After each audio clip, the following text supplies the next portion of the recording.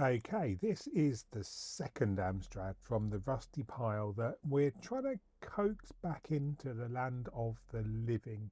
I've just been using what RAM I had, and so we've ended up with a bit of a hodgepodge of RAM, including the dreaded MT RAM. It has already passed Adrian's digital basement RAM tests, so I'm hoping that it's going to pass the entire suite of the RUD tests that it's running now.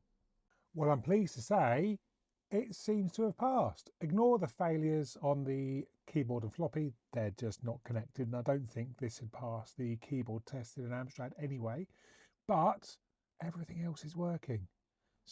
Okay, the Amstrad BIOS is in, and I did originally try these chips, but I think these have succumbed to the corrosion. I think it's sort of wicked up inside the chips through the leg.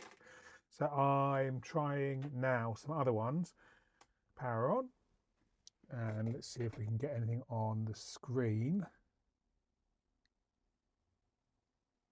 Okay, that's good. Okay, that's one, two, that didn't happen last time.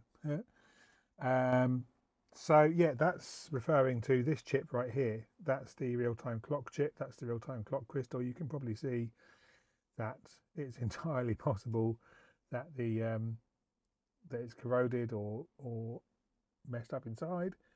I might get the scope out and just see what happens with the signals going into and out of specifically things like chip select and outputs from this chip.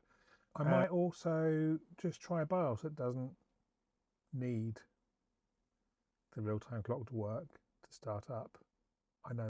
Okay, we're back after a certain amount of time, and I have written some patches for GlaBIOS to allow it to work on this lovely thing.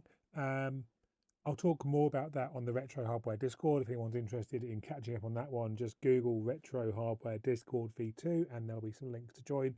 However, happy to say, switch this on and we have a working Amstrad.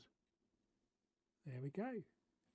So with apologies to Neil at the Cave, who I know this is his phrase, but this really has gone from trash to treasure. This was destined for the bin. So don't throw your computers in the bin.